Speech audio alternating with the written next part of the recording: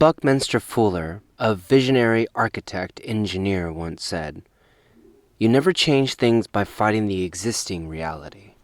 To change something, you must build a new model that makes the existing one look obsolete." The only way to change this system is by building a parallel version, or a parallel society, that harbors new values that aligns with the goals and values of that said new system. And this new system is not to be determined by any of us, or any political group for that matter. It should instead be decided by nature itself, science, and with the help of technology. Humans at this point have too much opinion about everything. My dad once said, a very wise man, "Opinions are like assholes. Everyone has one and they stink." So, no politician needed. In fact, politicians aren't there to change things anyway. They're there to keep things the same, presenting only the illusion of change and choice. But the goals and values of that new system must be for the benefit of all, and I mean all, as we are all connected. Otherwise it won't work, and we'll end up back where we started. You see, nothing goes to waste in nature.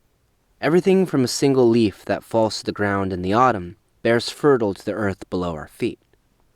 It provides a home for the insects, nutrients for the soil, and the mycelium makes its connections. If we look closely, nature is very much our teacher. So in that same way, the technology we build and the way new cities are designed should too reflect that same harmony, equilibrium, and balance. Nature is our example. So once this new model is created and people begin to take notice, the ones watching will, of course, first criticize. In fact, I'm sure I'll get plenty of naysayers leaving their naysaying comments here. It's inevitable. Gandhi said it best. First, they ignore you. Then they laugh at you. Then they fight you. Then you win.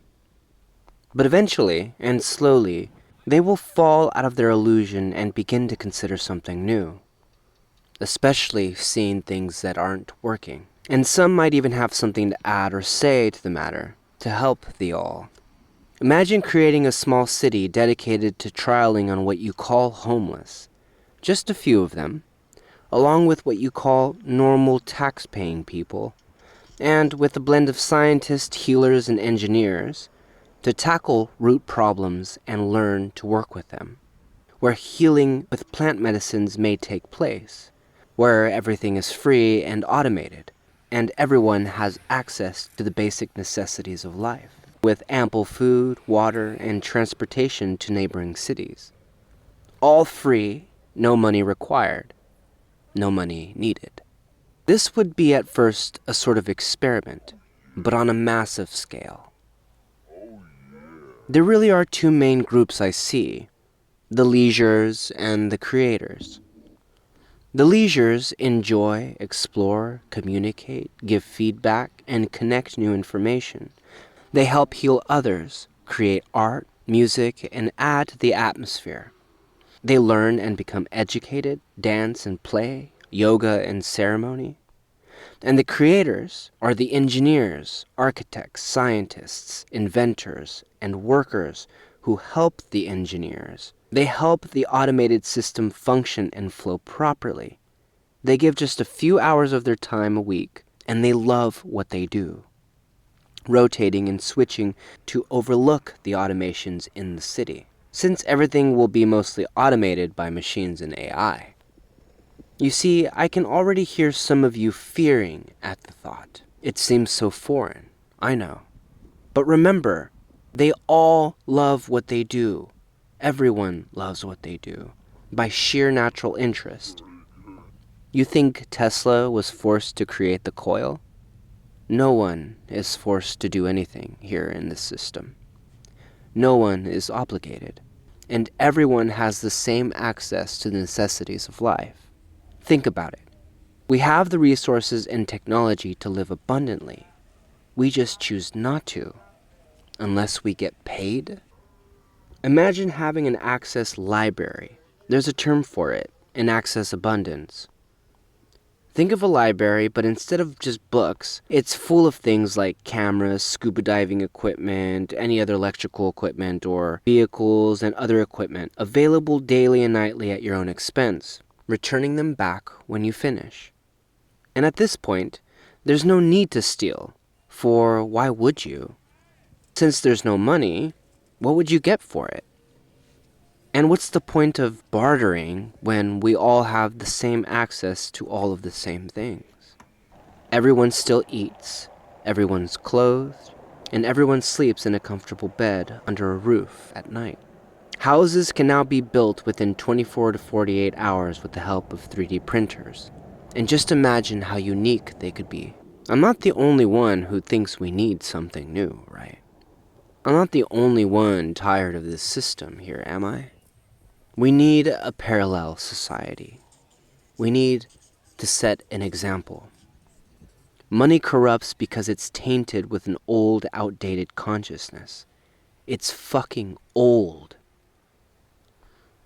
If we all let go of money, what power would human and child trafficking have? There's a group of old men at the table playing Monopoly, and we've been playing with them for a while now. What would happen if we just got up and walked away? We try so hard to reason with it when we know the truth deep down. It's all just paper and numbers we agreed on. It's the resources we've always needed, not the cash. It's the electricity we need, not the bills. The house, not the rent. It's the electricians and the laws of nature that give us light, not the politicians. No political party or government law can do that. Remember, politicians aren't there to change anything. They're there to keep things the same. Regardless if it's the right wing or the left wing, it's all part of the same damn bird.